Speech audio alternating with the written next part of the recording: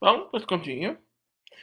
Um, well, one case actually we might use the model for is the case of male and female students, and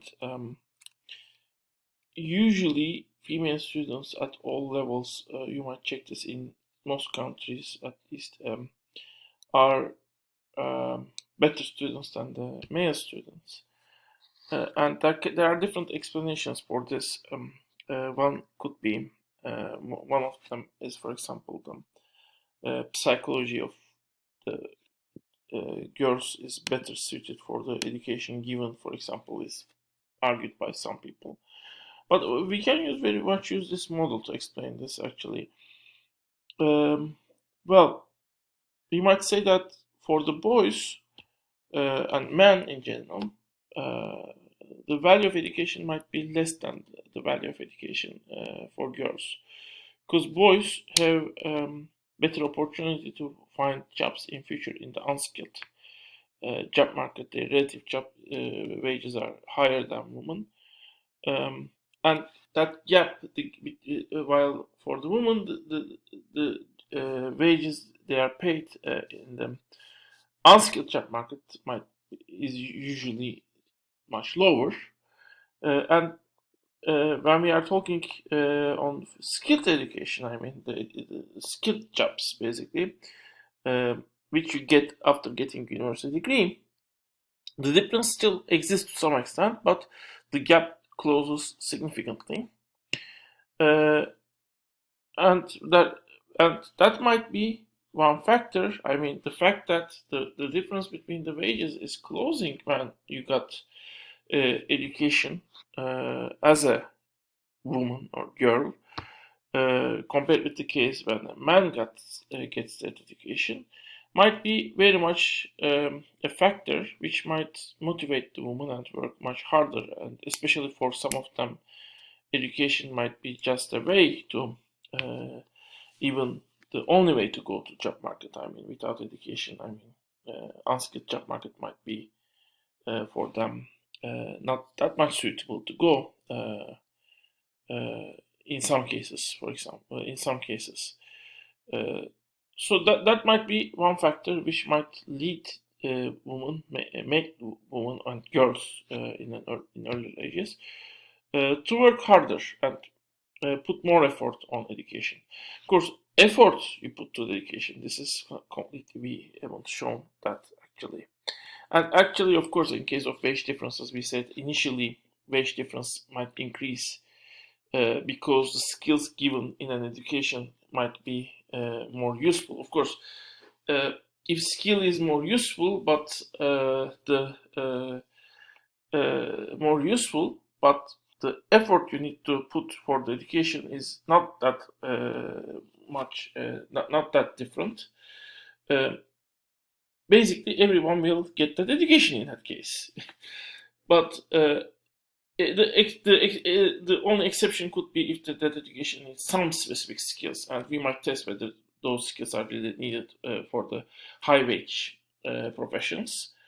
But it might very well also possible that even if the skills are not that much important, the effort you might need to put for that education might also be higher, and that might create initial wage difference, and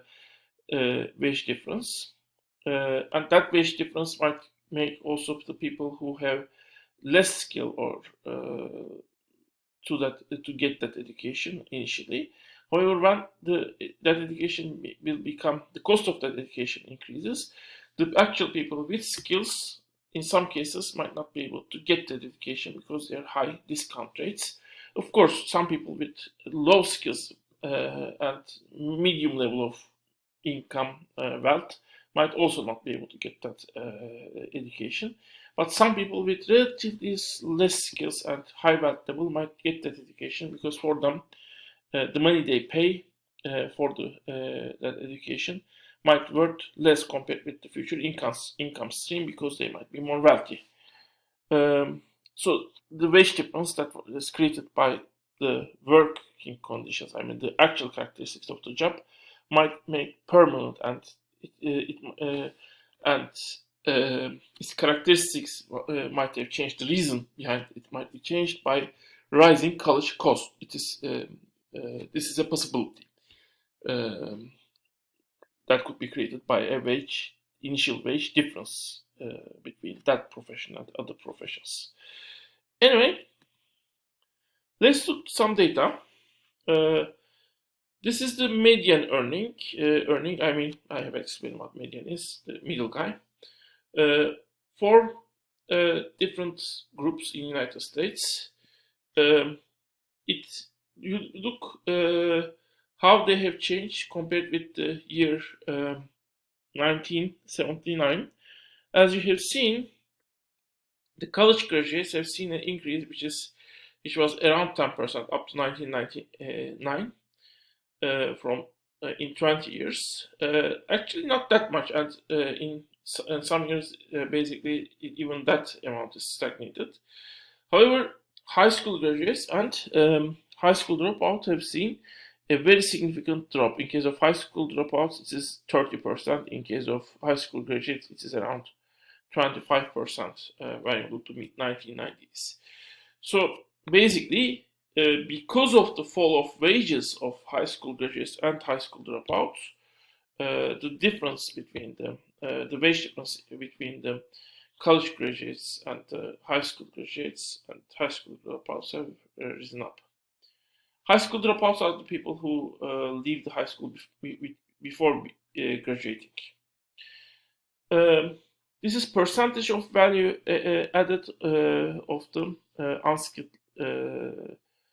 unskilled basically workers, which is also the income share. I mean, it's assumed, as I said, the price mechanism is used to measure value added. So value added is directly equal to the amount of income they earn.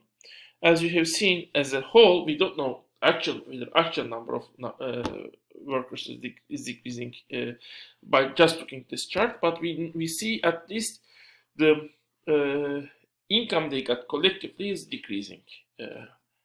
If their number is same or if their number is not decreasing as fast, that might mean that basically their in general their overall income level might be falling down. But interestingly, in the United States, if you see after 1996, you have a stagnation. Anyway, so this is the income share of the skilled workers, basically. In most cases, you see a rise, basically, in that amount.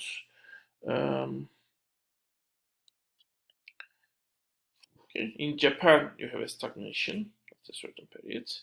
And these are the costs. So costs of education is rising up. This is the median income.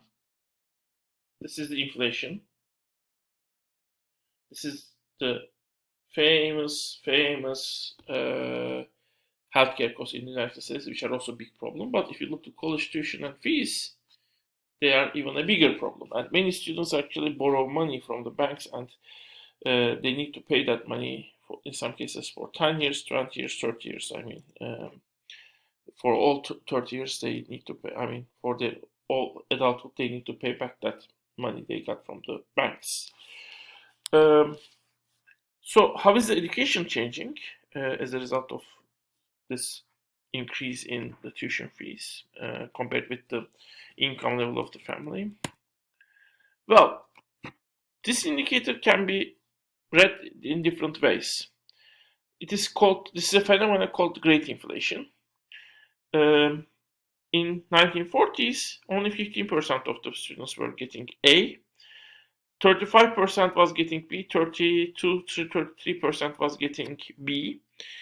Now, the percentage of people who got A has risen to 42%. Percentage of people who are getting B is 35%, which means basically, around 70-80% of the people are getting A or B in the United States. Well, what does it mean? Does it mean that the students are more productive, they're skillful, so that they are getting better grades? Or does it mean that the education is getting simpler because the skill level of the students are getting down, because maybe the fees might basically preventing people with low income level, medium income level even, to get education. And even if people have skills after they pay that money, they might not be able to put or willing to put the additional effort they need to be successful. Maybe that's another question. Whether the money you pay increases your effort level, or it decreases your effort level. Do you think you already put something into the for education? You paid the money, and now should you also work hard after you also have paid with money you have work hard to get? Well, in some cases, or will work hard to pay back. Those are interesting questions actually, and they need to be studied, how the payments are made are affecting the effort level. And of course, the question might be completely different if the person should work while studying at the university also. But this great inflation is one of the interesting phenomena also. What does it mean can also be discussed. Well, my experience is at least the skill level of the students is not that high, and usually many students also expect to get good grades with minimum effort. Unfortunately, they are curious. They want to learn, but they expect the learning experience to be simple, relatively simple, not that much challenging. From what my experience, the majority at least, not all of them, of course.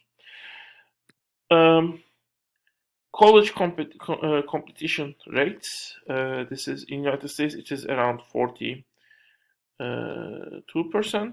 I should look here. Turkey is here 18%. Of course, we should look the young.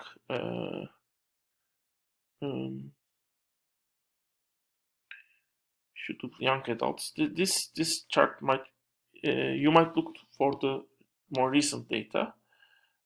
For this chart, it might have changed, but it still gives you basic trend, especially in Korea, Japan, and Canada. As you have seen, the ratio is very high. In Russia, it is very high because of the, of course, Soviet Union era. So now the data, we have gone over the data. Now let's talk on a particular critique that is brought to the theory we have seen.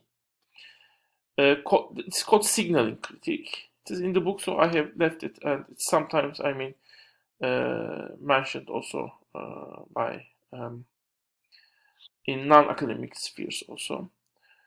The idea with the signaling critique is actually the education might maybe not actually increasing the skills of the people, or at least the increase in skill level might not be the reason why education is increasing the wage level. And I have seen actually some managers of the companies as an engineering student.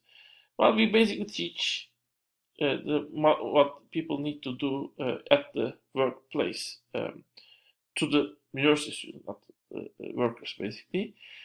So whether how the actual education that is taken at the university is used in the workplace, in that sense, might be to some extent a question. But also, of course, even if you continue the working process at the workplace, even if you do that, basically what you learn in the university might help you with your learning process. In the background, you might have tools that might help you to understand what you need to learn in the workplace. But signaling critique based on the possibility that maybe it's not the all. Maybe education has another role in increasing wages. I will discuss it in the next part.